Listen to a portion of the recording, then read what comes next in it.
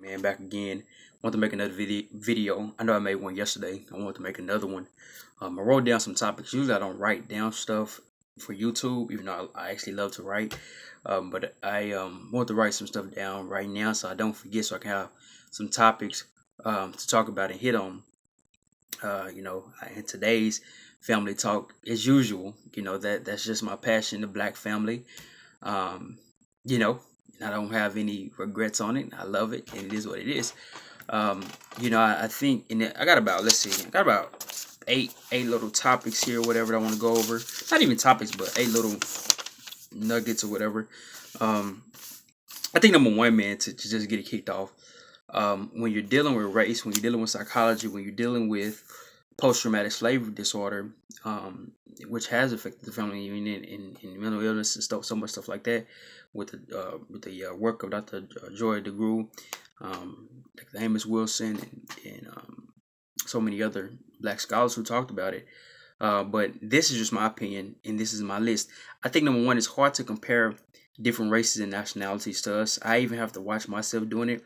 I think we can always say, hey, well, look at the Hispanics, or look at the Asians, or look at the Europeans, or look at the.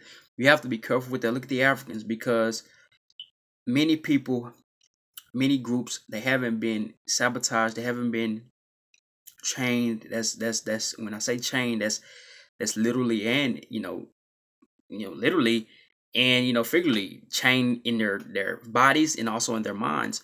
Most people, nationalities, and cultures haven't been through that in the past 200 years like we have. And with us, we haven't even gotten a formal apology. So typically it's like, hey, forget it. You're okay.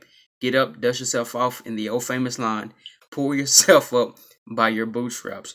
So we're told that. So we have to be careful to say, look at the white man, look at this, look at that, because they're already starting off in a different playing field. And I think what's also so dangerous is, as people, whether it's men and women, we have to be careful with looking at other races, mimicking their style. Well, I talked about in the past videos, the feminist movement, which started in the 60s, and the Democratic Party, which haven't always been good to us. But when you look at that feminist movement, and the black women are in that movement now, that's Satan. You've been led captive because it sounds good, but I think it was Sister Shahrazad Ali that said the white woman's fight, her fight has never been the black woman's fight. Hey, she didn't go through slavery. She didn't, So we gotta stop having these battles that are European and they coming into our culture. We before the 60s, we didn't have no freaking gender war, but we started to adopt their philosophy. And I had a coined a phrase. I said, you can't have a European mindset without European financial structure, meaning you can't act like white people without white folks' money. And we have to understand that. So when we talk about relationships and our families and our even businesses and jobs, we are not on equal playing field. I mean, it's 2017, but still we're not on equal playing field, and I have to just get that out the way first and foremost.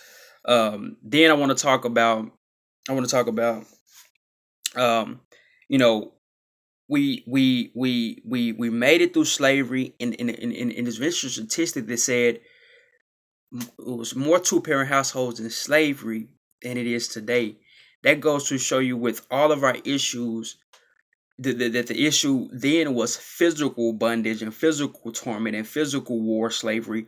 Now it's psychological. But I will make the argument even then it was psychological. So that's no excuse. I think now, if our ancestors made it then, I believe we can make it now.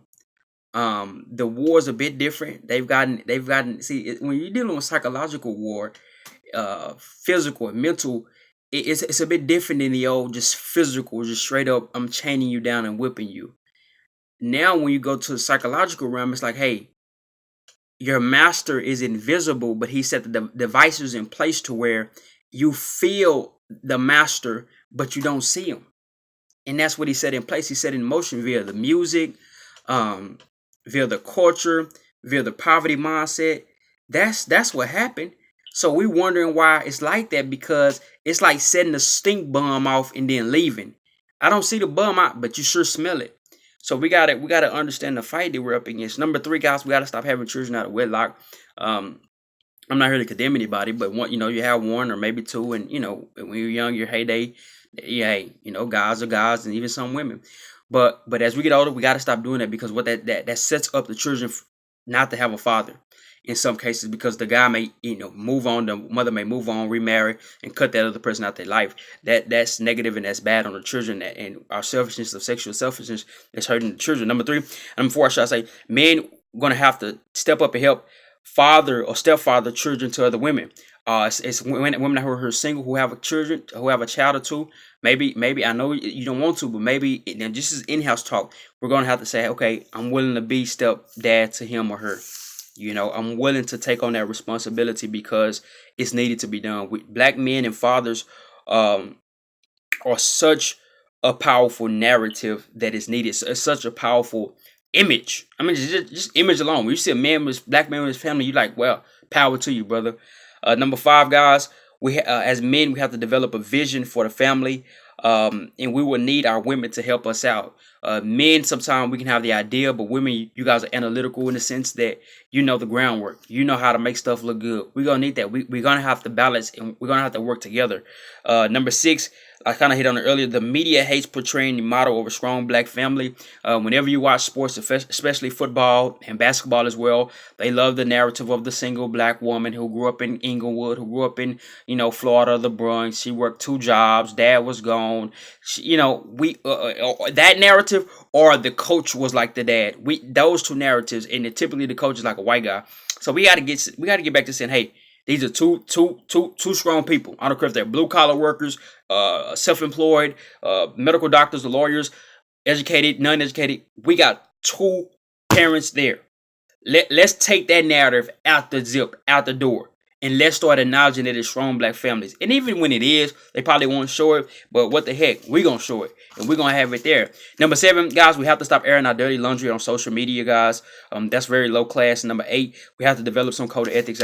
We have to have some type of code to where in this black family, in this black community, we don't do this or that. So that's just 8 little topics, 8 little things to get us started. So many of our people are so separated. The women, it's a lot, man. It's a lot spiritually, physically. It's just a lot, and you won't hear people talk about this. People that are authority, because a lot of the people that are authority in the black community, some of them, should I say, they're there as gatekeepers. They can't even tell the truth because